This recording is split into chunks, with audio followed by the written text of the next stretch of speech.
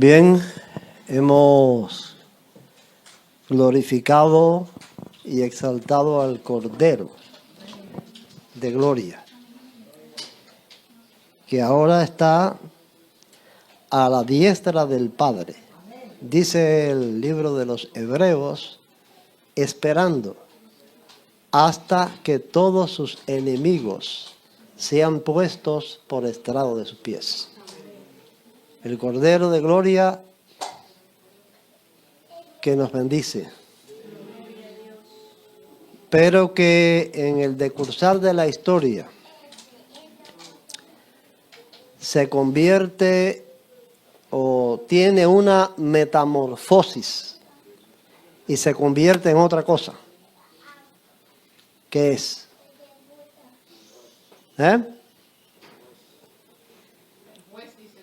El juez. ¿El Cordero se convierte en qué? En el león. No hay un himno por ahí de el Cordero y el León que canta así, Rosarito. El Cordero se convierte en un león. La próxima vez que venga, su segunda venida no es pacífica. No viene a morir, no viene a entregarse. Viene a condenar a quienes no lo quisieron y a establecer un reino de vara y de hierro entre las naciones. El reino de Dios que viene. Tú y yo, hoy que le estamos adorando como Cordero en el cielo, tendremos la posibilidad de formar parte de ese reino, de no estar entre los condenados, de no estar entre los juzgados, sino entre los salvados, que reinarán con Él. Por eso también le glorifico, le alabo, por esta bendición que nos concede, por gracia, de creer en Él, porque si creemos en Él, es por gracia, por su misericordia. Estamos estudiando la segunda serie de los estudios proféticos, que se titula Cuatro Imperios. Estas clases de las profecías están compuestas o divididas en 6 series. Estamos en la segunda. Vamos a ver, ya estudiamos la primera. Vamos a ver si alguno recuerda el título o de lo que se trataba la primera serie que estudiamos aquí. La primera serie...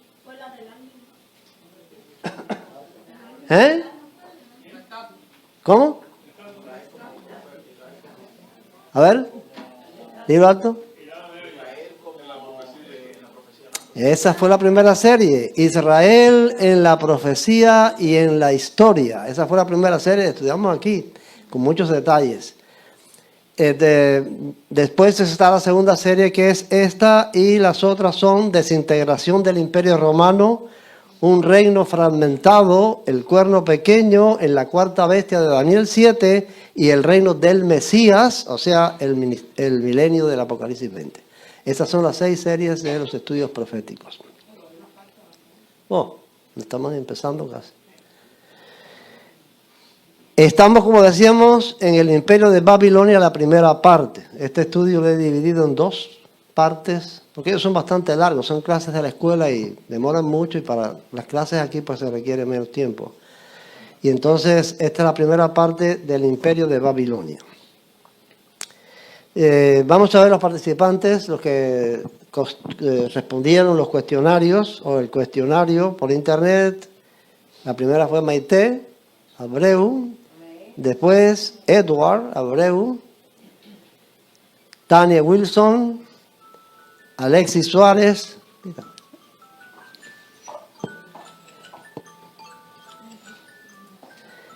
Susel González, Eduardo Abreu, Yanelis Cantillo, Lisette Correoso, Adalis Correoso, Giselle Hernández y Gesiel Hernández. Estos fueron los que participaron en los cuestionarios, los que respondieron las preguntas. Las damas siguen de primera. Es bueno decirlo. Las damas en todas las ocasiones que hemos presentado este récord de los estudios, las damas están de estadística.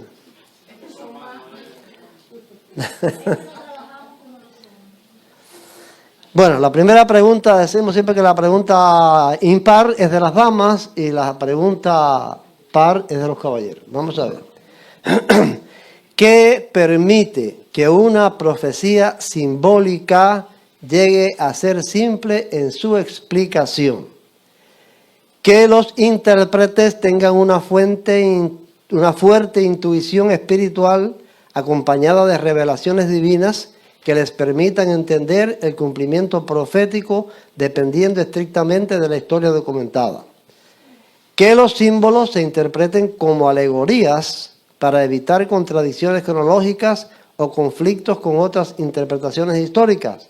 Y siempre que podamos contar con una documentación histórica bien fundada y lógica, la cual encaje adecuadamente en el cuadro simbólico profético. Las damas, oye, pero no me dejaron. Las damas, iba a decirle, las damas al unísono, 1, 2, y 3, ¿cuál? La 3, bueno, ya. Es la respuesta número 3. Yo les mandé, poco antes de los estudios, el documental de Canal Historia sobre los reyes de Babilonia. Esto lo mando con el propósito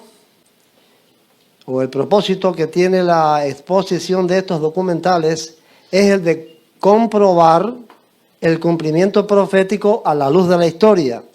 Ya hemos dicho que ese es el método de estudio que seguiremos aquí. Ese fue el método de estudio que usamos para Israel en la profecía y en la historia. Vamos a hacerlo ahora también. Deja ver cómo digo esto. Hemos presentado el estudio de las profecías como un rompecabezas. Tenemos un montón de fichas aquí, pero esas fichas nosotros no las ponemos a lo que se nos ocurre. ¿Cómo ponemos las fichas? Por un mapa que tenemos, o un cuadro que tenemos para poner. Las fichas son los símbolos de la profecía, las bestias, los cuernos, aquello, lo otro. El mapa es la historia. No es posible, y lo digo con todo énfasis para que puedan tenerse en cuenta y puedan entender y comprender por qué estoy mandando estos videos. No es posible comprender la profecía si no se conoce la historia. Es como querer armar el mapa, o sea, armar el rompecabezas, las fichas sin el mapa. No es posible. Por eso es importante que vean los videos, que comprendan cuál es el evento histórico, cómo se pone la ficha profética en ese evento de la historia. Quiero mostrarles esa importancia, ese valor, con un sencillo ejemplo de actualidad. Todos los que estamos aquí, con la excepción de Efraín, somos cubanos, ¿no? ¿Y quién? Y Mayra, que es dominicana. Bueno, sí, verdad. Efraín y Mayra, que vamos. Sí.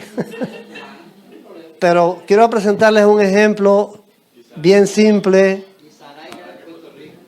Es puertorriqueña, ¿verdad? Hay otra más ahí. Pero la inmensa mayoría somos cubanos y quiero presentarles un ejemplo a los cubanos de esto que estoy diciendo, de la importancia que tiene para conocer la profecía, la historia, con este sencillo ejemplo. Estas dos banderas, de un problema de actualidad. Yo voy a hacer dos preguntas sobre esas dos banderas, la bandera cubana y la bandera norteamericana. La primera pregunta es fácil de responder. La segunda no la van a responder si no tienen conocimientos de historia. ¿Ven la importancia que tiene de saber? Estos son, vamos a ver, como si imagináramos, estos son símbolos proféticos, estos son símbolos patrióticos. Pero para explicar o responder a la pregunta sobre estos símbolos patrióticos, tenemos que conocer historia. De igual manera, para explicar la profecía, los símbolos de la profecía, tenemos que conocer historia. La primera pregunta dice, ¿en qué se parecen estas dos banderas? Bueno, ya en primer lugar, obvio, tienen los mismos colores, azul, rojo y blanco. ¿En qué otra cosa se parecen? La estrella, o que tienen estrellas, la otra, ¿en qué se parece? Que tienen listas, barras, eso es fácil. Se parecen en esas cosas, los colores, las listas, las estrellas. Ahora, la segunda pregunta es esta. ¿Por qué se parecen estas dos banderas? La historia, pero hay que conocer la historia de por qué se parecen estas dos banderas. A ver, no me respondan. A ver, levanten la mano los que por la historia pueden responder a esta pregunta. José Andrés, levántame la mano que tú sabes. Eduardo también. Bueno, yo sé que Eduardo y José Andrés saben esto y quizás Eduardo, que no le gusta estar levantando la mano y señalándose. Pero quienes hemos leído la historia de Cuba un poco, nos damos cuenta de por qué estas dos banderas se parecen. El autor de la bandera, o los autores más bien, pero uno principalmente, la bandera cubana, fue Narciso López y Jaime... ¿Se va el nombre ahora, José Andrés? Bueno, otro más. Pero Narciso López fue el principal. Esta bandera, en el contexto de este momento, de los problemas que hay entre Cuba y Estados Unidos, y que Trump dice que va a tomar a Cuba amistosamente y toda esta cosa. Esta bandera, en su época, en su momento, cuando la creó Narciso López, fue una bandera anexionista. ¿Saben lo que es el anexionismo? Que se uniera Cuba a los Estados Unidos. Que Cuba formara parte de un estado de los Estados Unidos. O sea, que Cuba fuera otro estado de Estados Unidos. Esta bandera fue creada... Ajá. El primer presidente que tuvimos en la República era ciudadano norteamericano. Don Tomás Estrada Palma, fue el ayudante de Martín, era ciudadano norteamericano. Bueno, desde mediados del siglo XIX hasta principios del siglo XX, 1902, cuando se estableció la República, hubo un fuerte sentimiento anexionista en un buen sector de los cubanos. Narciso López no era cubano, no era patriota cubano. Miren cómo las coincidencias se dan. Era un militar venezolano, Narciso López, que tan furibundo era en el anexionismo, en anexar a Cuba a Estados Unidos, que dirigió y emprendió, llevó a cabo 3 invasiones, 3 penetraciones desde Estados Unidos a Cuba con el fin de derrotar al Imperio Español y que Cuba formara parte de Estados Unidos. Por eso esto es una bandera anexionista. La estrella solitaria, esa bandera él la creó con el fin de halagar, de entusiasmar a los ciudadanos norteamericanos para que participaran también de su idea de anexar a Cuba, a Estados Unidos. Y la estrella solitaria era un símbolo, ese fue el significado que tuvo, un símbolo de que esa sería otra estrella más en la bandera de Estados Unidos. Después los patriotas cubanos la izaron como enseña de la independencia, de la patria, pero en su inicio, en su comienzo, fue una bandera anexionista. Hace poco escuché a un comentarista de la radio, de la televisión de Miami, diciendo que ahora también hay esos grupos. Hay quienes son anexionistas, aquí y en Cuba. Quieren que lo que haga Trump sea anexar a Cuba a los Estados Unidos. Otros creen que mejor no, que seamos un estado, un protectorado como Puerto Rico. Otros que no, que seamos independientes. Y dice este señor, una persona mayor ya, hemos vuelto a un siglo atrás, o más de un siglo atrás, a estar en la misma situación. 1898.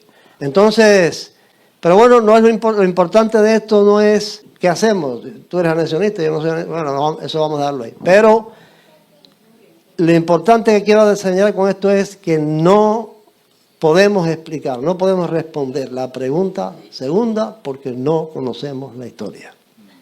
¿De dónde viene la historia de esa bandera, de ese símbolo? De igual manera, repito, insisto, no vamos a poder conocer los símbolos proféticos si no conocemos la historia. Es importante que tengan empeño, que yo sé que todo el mundo está muy ocupado, todo el mundo está en mucho ajetreo, pero es importante que vean los videos, que puedan entender, que puedan hacerse en la mente un panorama histórico de lo que estamos estudiando para que las profecías sean bien entendidas. En este documental de Canal Historia sobre los reyes de Babilonia, así se titula este documental que les envié, veremos cómo las fichas de los símbolos proféticos pueden ser colocadas correctamente en el mapa de la historia. Aquí veremos la secuencia histórica de los 3 primeros imperios proféticos, los cuales cada uno en su tiempo gobernaron la ciudad de Babilonia. Porque este documental trata de los reyes de Babilonia desde Sargón hasta Saddam Hussein. Toda esa etapa recoge este documental. Pero que todas esas personas gobernaron en Babilonia. Y ahí aparecen como gobernantes de Babilonia, en esa secuencia cronológica, los 3 primeros emperadores.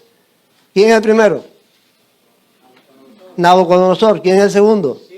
Ciro el Grande. ¿Y el tercero? Alejandro el Grande. Esos 3 aparecen en el documental y demuestran, corroboran lo que estamos estudiando sobre la profecía, que ellos representan la cabeza, los pechos y los brazos de plata y los vientres y los muslos de bronce. La segunda pregunta para los caballeros. Vamos a ver si la responden como las damas al unísono. Dice, ¿qué afirma el video del estudio acerca de las profecías que no se han cumplido? Se hace muy difícil, diríamos que hasta imposible, explicar con claridad y aplicar con exactitud aquellas profecías que aún no se han cumplido. Las profecías no cumplidas deben interpretarse principalmente mediante cálculos cronológicos detallados que permitan establecer fechas probables de cumplimiento futuro con bastante precisión. Y la tercera, las profecías futuras pueden comprenderse plenamente si se comparan con eventos contemporáneos, aunque no exista todavía confirmación histórica definitiva de su cumplimiento. Caballeros, 1, 2 o 3. Oh, me gustó esa. Muy bien, muy bien. Muy bien esa respuesta. Da 1. La pregunta 3. ¿Qué declaración de Daniel constituye la primera pista para interpretar el sueño de Nabucodonosor? O sea, el sueño de Nabucodonosor son símbolos.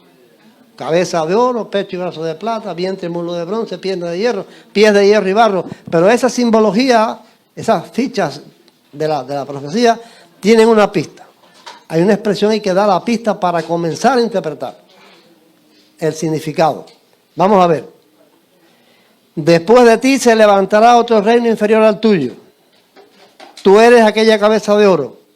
El cuarto reino será fuerte como el hierro. Damas, 1, 2 o 3.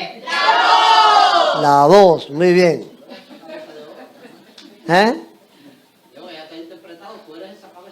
Tú eres aquella cabeza de oro. Esa es la pista. Por ahí empezamos. Si la cabeza de oro es Nabucodonosor, es Babilonia. Bueno, ¿qué sigue después? ¿Qué sigue después en la historia? No que sigue después en la estatua. En la estatua sabemos lo que sigue. Pero ¿qué pasó después de Nabucodonosor? ¿Qué ocurre después en la historia? Y ahí vamos señalando el camino de la profecía. Bueno, esta es la primera. Yo he escogido 2 o 3 secciones del video que les envié para hacer algún comentario sobre el mismo. Esta es la primera sección que vamos a tener. A través de los siglos, esta tierra conflictiva que marcó el inicio de la historia mundial ha sido atacada por numerosos enemigos extranjeros. Bueno, no se ve bien aquí esto, porque está atrás ahí. La frase que escogí ahí es, esta tierra marcó el inicio de la historia mundial, dice el video de Canal Historia. Marcó el inicio. ¿Qué tierra?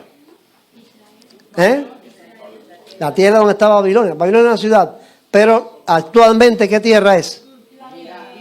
Irak. Es Irak. Actualmente Irak. Esta tierra conflictiva, no Irak, no Irán, es Irak. Esta tierra conflictiva marcó el inicio de la historia mundial. Dice este video de Canal Historia. Aquí, fíjense qué importante es esto. Aquí fue cuando la humanidad, el ser humano sobre la tierra, pasó la palabra hablada a la escrita. Aquí en esta tierra se inventó la escritura. ¿Saben eso? Yo pensaba que eran los chinos. Y me puse a investigar y los chinos inventaron la escritura 2000 años después que los sumerios, que fueron los que inventaron la escritura ahí en la tierra de Irak. Bueno, ahí se inventó la escritura. Se comenzó a escribir.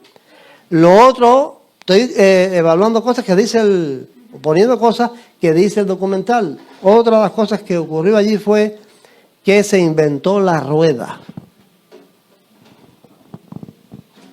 Eso fue importante. Miren, solamente piensen hasta qué punto la rueda revolucionó la civilización. Hasta qué punto la rueda ha sido vital para la civilización. Que su carro tiene 4 ruedas. Así que imagínense cuántos millones de ruedas hay moviendo los carros. Y entonces, las ruedas no solamente de los carros, las ruedas de las industrias. No, las ruedas están en muchísimas cosas. Hasta en el reloj está la rueda. Entonces, ese invento ocurrió ahí, en esta tierra conflictiva. Lo otro que se inventó fue el arado para labrar la tierra. También, donde primero existieron las ciudades-estados, hasta esa fecha los hombres vivían en nómadas, errantes, y se empezaron a juntar y se formaron las primeras ciudades-estados. Y una de ellas fue Ur de los caldeos. Las 2 primeras ciudades sumerias fueron Ur y Uruk. También aquí se implementaron las primeras leyes. Debido a que se organizaron en ciudades, pues hubo que crear códigos de conducta para que ellos se rigieran por ellas. La figura del rey. Hasta ahora existe la figura del rey. Aunque Trump aquí quiera ser rey, no es rey, pero es presidente. Y la figura del presidente, del primer ministro, del gobernante, cualquiera que sea, el principal del país, comenzó ahí. Ahí comenzó la figura del rey, hasta esta fecha. Todavía existe la figura del rey. Y el primer imperio de Sargón I también ocurrió allí. Quiere decir que en la historia bíblica de Mesopotamia, es la cuna de la humanidad, el origen de la civilización. La arqueología ha demostrado esto con numerosos descubrimientos de ciudades mencionadas en la Biblia. Nínive, Ur, Babilonia y otras han sido desenterradas. Ciudades bíblicas, desenterradas las arenas por los arqueólogos.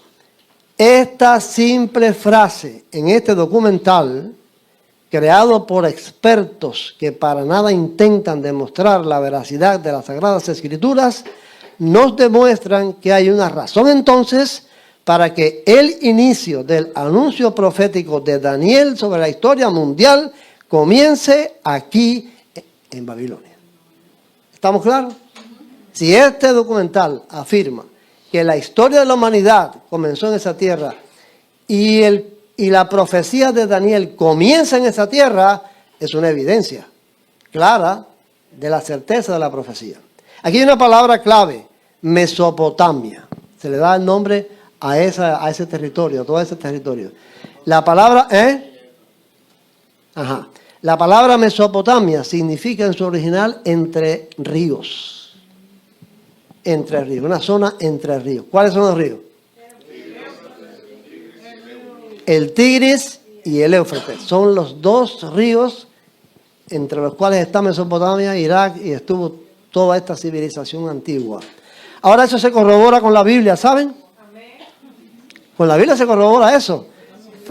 A ver, ¿por qué? ¿Por qué se corrobora con la Biblia? A ver, ¿quién me dice? Obvio, ahí está. Génesis 2, 10 al 14 dice, salía de Edén un río para regar el huerto, y de ahí se repartía en 4 brazos. El primero se llama Pisón, es el que rodea toda la tierra de Havila, donde hay oro. El oro de aquella tierra es bueno, y hay allí también bedelio y ónice. El segundo río se llama Gihón, es el que rodea toda la tierra de Cus. El tercer río se llama Hiddekel, es el que va al oriente de Asiria. El cuarto río es el Éufrates. Hiddekel era el nombre antiguo del Tigris. Entonces, si el Edén estaba ahí, ¿no es la cuna de la civilización? La cuna de la humanidad. Allí comenzó el hombre a desarrollarse y a crecer y a crear todas estas cosas. Entonces, es importante y verás la profecía que estamos estudiando. La pregunta 4 para los caballeros. que representa la cabeza de oro según el estudio presentado. El imperio persa, fundado por Ciro el Grande entre los años 539 al 331 a.C., este imperio duró 208 años. El imperio griego, fundado por Alejandro Magno, 331 al 168, este imperio duró 163 años. O el imperio de Babilonia, fundado por Nabucodonosor II, del 605 al 539, este imperio duró 66 años. 1, 2 o 3. 3. Correcto. El imperio de Babilonia. Es la cabeza de oro en la estatua de Nabucodonosor. Tras el reinado de Hammurabi, el sur de Mesopotamia se empezó a conocer como el Reino Unificado de Babilonia. Y Babilonia se convirtió en centro político, cultural y religioso. Bueno, este documental nos dice que Babilonia se convirtió en el centro político, cultural y religioso durante el reinado de Hammurabi, que fue uno de los reyes que gobernó Babilonia. Vamos a ver esta ecuación, no sé cómo llamarla, es una cuenta que vamos a sacar. El imperio de Babilonia fue fundado por Nabucodonosor II entre los años 605 al 539 a.C. Hammurabi reinó entre 1792 al 1750 a.C. Más o menos, ¿cuántos años hay del reinado de Hammurabi al de Nabucodonosor? Bueno, al 1750, que fue el año que terminó Hammurabi. Y el 605 hay 1145 años antes. 1145 años antes de que Nabucodonosor estableciera el imperio babilónico. Hammurabi convirtió a Babilonia en el centro político, cultural y religioso. ¿Es importante eso? Hemos dicho aquí algo repetidamente. Dos cosas hemos dicho. Voy a poner la primera y ustedes me van a decir la segunda. De lo que hemos dicho aquí repetidamente. La primera es esta. Bueno, aquí falta algo. Bueno, la primera es esta. El hombre va haciendo su propia historia. ¿Cuál es la segunda? Ok, bien por Agustincito. El hombre interviene en la historia del hombre. O sea, Dios interviene en la historia del hombre. El hombre, Hammurabi, está haciendo su propia historia y convierte a Babilonia en el centro político y religioso. Nabucodonosor está haciendo su propia historia y convierte a Babilonia en un imperio. Después Ciro hace su historia y establece el imperio persa. Alejandro el Grande hace su historia, pero en todo Dios está en el control. Y Dios es el que está dirigiendo a estos hombres. De Nabucodonosor dice, es mi siervo. Y de Ciro el Grande dice, yo lo levanté sin que él me conociera, para hacer todas estas cosas que está haciendo. Como pastor, sin que él me conociera, yo lo levanté. Entonces Dios está en el control. Cada hombre, por el libre albedrío que Dios le ha dado, está haciendo su propia historia. Hasta tú mismo y yo estamos haciendo nuestra propia historia, pero Dios interviene en la historia.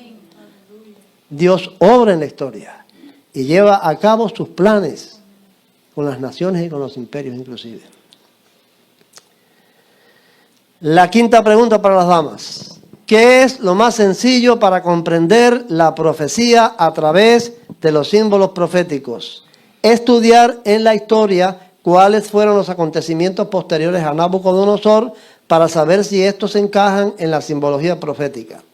Interpretar cada símbolo desde una perspectiva profética interna y considerar los acontecimientos históricos posteriores como una posible correspondencia. Buscar el cumplimiento principal de la estatua en eventos exclusivamente futuros del contexto histórico inmediato. Damas, 1, 2 o 3. La 1. ¿La 1? Sí. Los caballeros dicen la 1. Sí. Ah, está bien. Está bien. La sexta pregunta para los caballeros. ¿Cómo podremos armar con relativa facilidad y claridad el rompecabezas de la simbología profética? Si colocamos cada ficha en el suceso histórico correspondiente, si pensamos los símbolos como alegorías de la historia, o si interpretamos los metales como etapas históricas. A ver, los caballeros. A ver, está. ¿Eh? ¿La 1? Eduardo, la 1. Después Agustincito nada más respondió. Ah, no dijo usted. No somos niños, claro. Pero bueno, yo cuando hizo así, digo, ¿a 1? Bueno, está bien. Fallé yo. La pregunta 7. ¿Cuál es la primera ficha para colocar la pieza profética en el marco histórico? La identificación del pecho y brazos de plata con el imperio persa. La explicación de la piedra que destruye la estatua completamente. La declaración de Daniel al rey de Babilonia, tú eres aquella cabeza de oro. 1, 2 o 3. La 3. La 3. Bueno, aquí vamos a ver otra sección del video que les envié sobre Asurbanipal y la biblioteca de Nínive. Esto que les puse aquí, Asurbanipal fue un rey asirio, pero que gobernó en Babilonia un tiempo. Entonces, esto que les pongo aquí no es una pintura, es una fotografía muy breve, muy pequeña de la biblioteca de Nínive. Son tablillas de barro escritas, descubiertas por la arqueología en la ciudad de Nínive. ¿Saben cuántas tablillas hay en el Museo de Londres, de donde es esa fotografía? En el Museo de Londres están todas las tablillas de barro encontradas en la primera biblioteca que existió en la humanidad, que fue la biblioteca de Asurbanipal. ¿Saben cuántas tablillas hay? Más de 20.000 tablillas de barro. Los arqueólogos han podido leer una parte muy pequeña.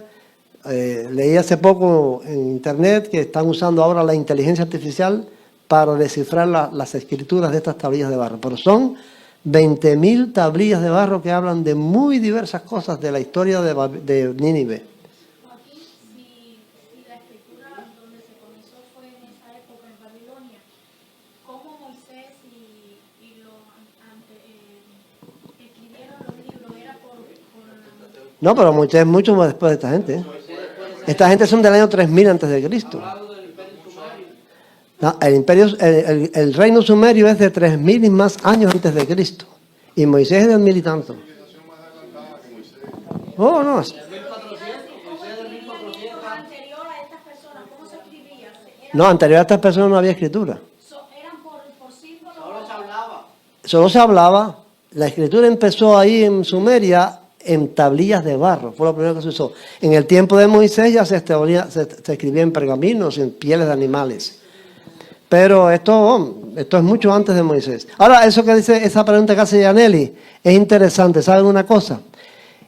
En el código de Hammurabi, que Hammurabi es muy posterior, en el código de Hammurabi existe una ley 200 años antes, el código de Hammurabi, que fue un rey de Babilonia, fue confeccionado 200 años antes que la ley de Moisés. Y en el código de Hammurabi existe una parte de la ley de Moisés. ¿Saben cuál es? La ley del talión. La ley de ojo por ojo y diente por diente está en el código de Hammurabi 200 años antes que la ley de Moisés. ¿Cómo lo descubrieron? ¿Cómo lograron ellos escribir eso? Bueno, Dios interviene en la historia. Ellos no tuvieron revelación de Dios, pero tenían esa ley. Bueno, vamos a dejarlo ahí porque no es tema. Pero bueno, esta fotografía es una parte muy pequeña de esta colección de 20.000 tablillas que están en el Museo de Londres. Ahora, yo quiero hacer una pregunta que si aquí estuvieran los niños, que quizás hasta un niño podía responderla. ¿No? En la historia bíblica, ¿qué es lo primero que se nos viene a la mente con el nombre Nínive. Ah, ahí está. Jonás, la historia de Jonás. Ustedes saben que Dios llamó a Jonás para que fuera a Nínive a predicar, porque aquella ciudad iba a ser destruida y Dios quería que se arrepintieran antes. Bueno, pues esta es la Nínive de Asurbanipal. Esta es la Nínive de la biblioteca de 20.000 tablillas o más. Entonces, ahí hay dos datos interesantes en el libro de Jonás sobre esta ciudad. La primera es, la voy a preguntar. Cuando Jonás fue a Nínive no tenía radio ni televisión, porque podía anunciarlo todo de una sola vez, ¿no? Tenía que ir calle por calle, anunciándolo a la gente. Ahora, ahí dice el tiempo que llevaba recorrer todo Nínive. 3 días. El libro de Jonás dice que la ciudad de Nínive se recorría en 3 días. Y ahí también en el libro de Jonás dice la cantidad de habitantes que tenía en ese tiempo. ¿Cuánto?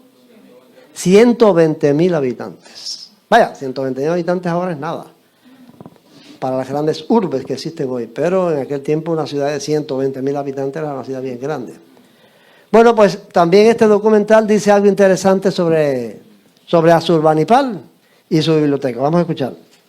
Asurbanipal mandó a sus súbditos a buscar tablillas cuneiformes en los archivos y las escuelas de los templos babilonios. Luego, sus escribientes los copiaban meticulosamente y catalogaban algunas de las 20.000 tablillas que existían, y luego las colocaban en lo que se convirtió en la primera biblioteca del mundo. De toda la colección, Asurbanipal valoraba especialmente los más de 300 textos que, según él, predecían el futuro. Bueno, esa es la frase que hemos escogido. Asurbanipal, este rey, valoraba especialmente esas 20.000 tablillas que había en su biblioteca, los 300 textos o tablillas que, según él, predecían el futuro. Y esto es muy interesante también en los estudios de las profecías. Volvemos a las fechas. Nabucodonosor reinó entre el 605 y el 539. ¿Ven? Ya eso lo sabemos. Asurbanipal reinó entre el 669 y el 631. ¿Cuántos años antes reinó Asurbanipal? ¿Quién dijo? Reinó 64 años. ¿Quién dijo 26? Joseph. Bueno, le hacemos lo mismo. 26 años antes del 631, que fue el último año de Asurbanipal, al 605, que es el primero de Nabucodonosor, 26 años antes, Asurbanipal estaba preocupado por el futuro, por conocer qué iba a pasar más adelante. Tal y como lo vemos en el libro de Daniel, la predicción del futuro era algo a lo cual se daba mucha importancia en las cortes de los reyes de esta época. Nabucodonosor tiene un sueño y quiere saber el arcano, o sea, el misterio encerrado en él mismo. Cuando Daniel se lo describe y le revela el significado que tiene para el futuro, el poderoso rey lo colma de favores. O sea, 26 años antes, Asurbanipal está preocupado por eso. Nabucodonosor está preocupado por eso. Esto nos demuestra que en el contexto histórico del momento había una preocupación en los gobernantes. ¿Y Dios atendía la preocupación? ¿Podemos corroborar esa preocupación y la respuesta de Dios con la Biblia? ¿Lo podemos hacer? Lo podemos hacer. En Daniel 2:29 dice: estando tú, rey, en tu cama, te vinieron pensamientos por saber lo que había de suceder en lo porvenir. Y el que revela los misterios te mostró lo que ha de ser. ¿Está claro eso? Ustedes quieren saber a Asurbanipal, ustedes quieren saber a Nabucodonosor, ¿qué va a pasar? Bueno, yo te voy a decir lo que va a pasar. Pero yo te voy a decir, ese es Dios. Yo te voy a decir lo que va a pasar, no de aquí a 10 años, a 20 años. Yo te voy a decir lo que va a pasar desde ahora, hasta que venga el Mesías. Hasta que venga el reinado del Mesías. Te voy a decir en pocas palabras y en una estatua cómo van a ser las cosas. Plazo por plazo, hasta que llegue el día del Mesías, el rey que viene. El reinado que viene. ¿Es importante eso? Nada. Yo te voy a decir lo que va a pasar en la historia del mundo. en respuesta a tu preocupación. Como mismo Asurbanipal tenía 300 tablillas, a ver qué decían esas tablillas del futuro. Nabucodonosor también, cuando se fue a dormir, tenía, ¿qué va a pasar después de mí? ¿Qué va a pasar con mi reino? Y Dios vino donde estaba él, un rey pagano, a decirle lo que habría de pasar. Entonces, la palabra corrobora que la profecía que estamos estudiando tiene un gran valor y tenemos una gran necesidad, porque ahora mismo se están cumpliendo esas profecías que Daniel le dijo a Nabucodonosor. ¿Y cómo Dios trajo a Daniel con anticipación para que pudiera? Dios toma el control. Daniel se sentiría muy triste cuando lo llevaron cautivo a Babilonia, pero Dios tenía un propósito. Ahí en que lo trajeran al palacio, a estudiar las leyes y las costumbres y a vivir en el palacio como un funcionario. Dios tenía el propósito en su vida. Teniendo en cuenta las limitaciones naturales del ser humano, ¿no? Daniel no creo que pudiera entender el alcance No, hombre. de lo que decía. Nada. Es un mensajero, se sabe ahora que era profético porque vivimos en esta época y lo podemos ver en retrospectiva, pero es imposible. Él no sabía nada. Lo que él mismo estaba diciendo. No, que ni él mismo lo sabía. Dice que se enfermaba porque no entendía las cosas y pasaba 15 días sin poder atender los negocios del rey porque se enfermaba de no poder entender aquello. Que él veía en visiones. Imposible, ¿no?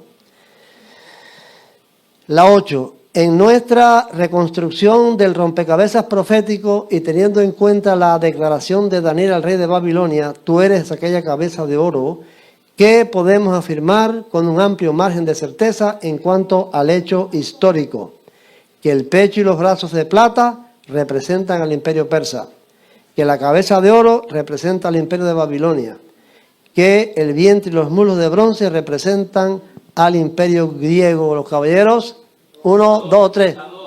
2. La número 2. Bueno, ahora la pregunta de verdadero o falso para las damas, y quiero que atiendan bien. ¿Verdadero o falso? Aquí hay como 6 o 8 afirmaciones. Si cualquiera de ellas no es la verdad, es falsa la respuesta. Todas tienen que ser verdad. ¿Verdad? Babilonia fue una de las fortalezas más poderosas en la historia antigua. Es uno. Actualmente sus ruinas se encuentran en la provincia iraquí de Babil. Es la otra. 110 kilómetros al sur de Bagdad. Si está a 100 kilómetros, la respuesta es falsa. Tiene que decir 110 kilómetros al sur de Bagdad. El nombre proviene del griego Babel, el cual deriva del nombre semita de la ciudad Babilin. Y el séptimo asunto es sexto, que quiere decir la puerta de Dios. Todo eso tiene que ser verdad, para que sea verdadero o falso.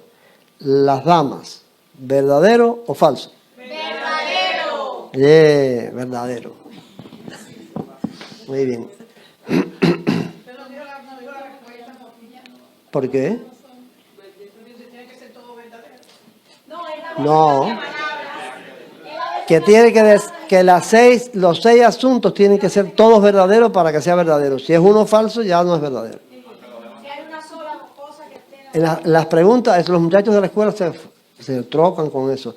Si tienen muchísimas respuestas, pero una de ellas es falsa, ya toda respuesta es falsa, no es verdadera.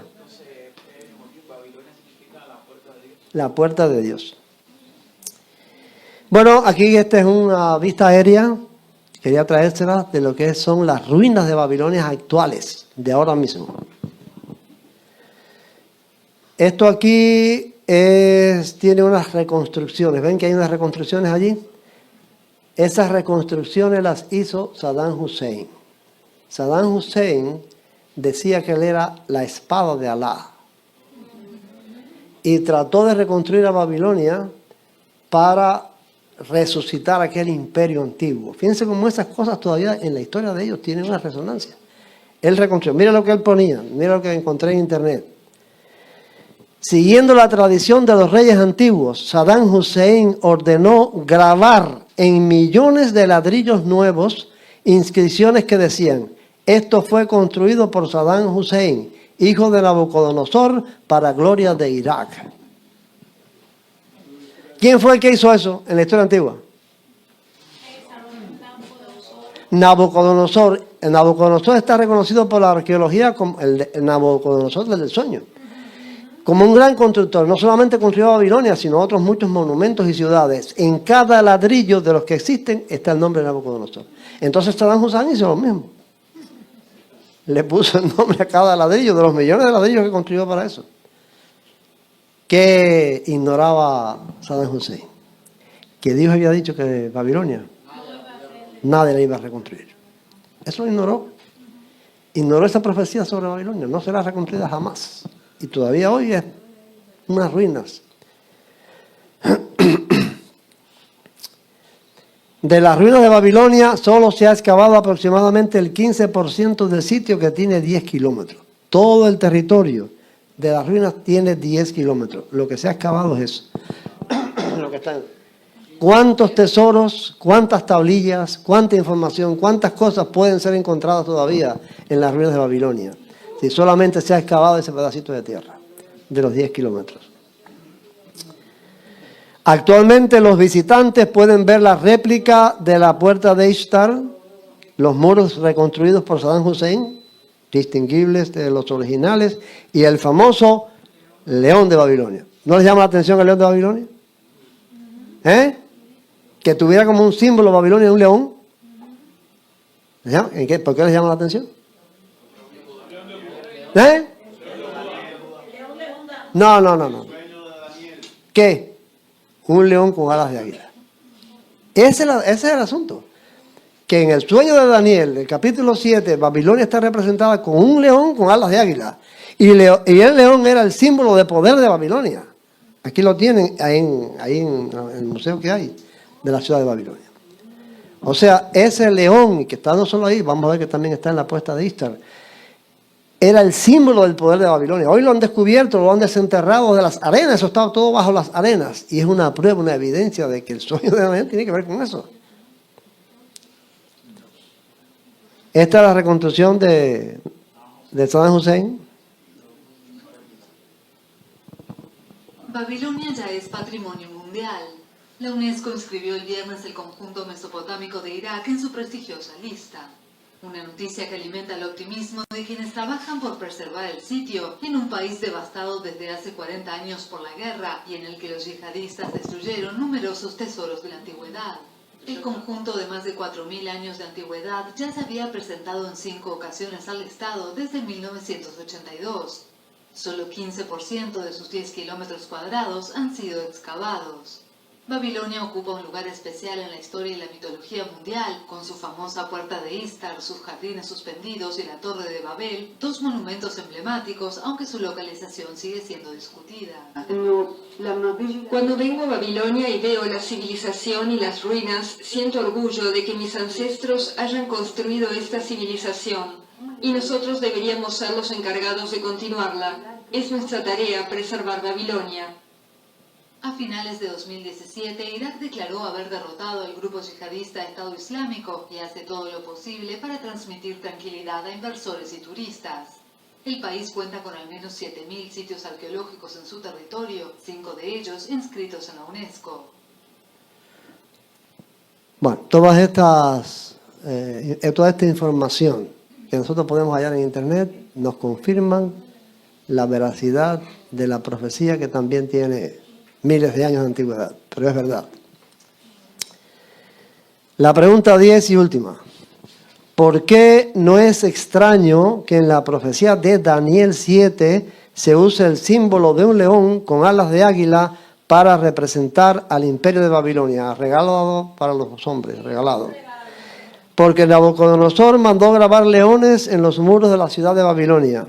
Porque en la puerta de Ishtar hay figuras de leones como símbolo del poderío babilónico, y porque los babilonios adoptaron el león alado como emblema oficial de su imperio.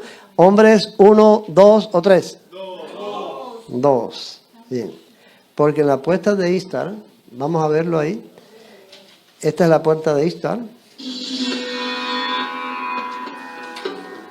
La puerta de Ishtar estaba al final de un camino procesional que llevaba a los templos babilonios y a una figurat.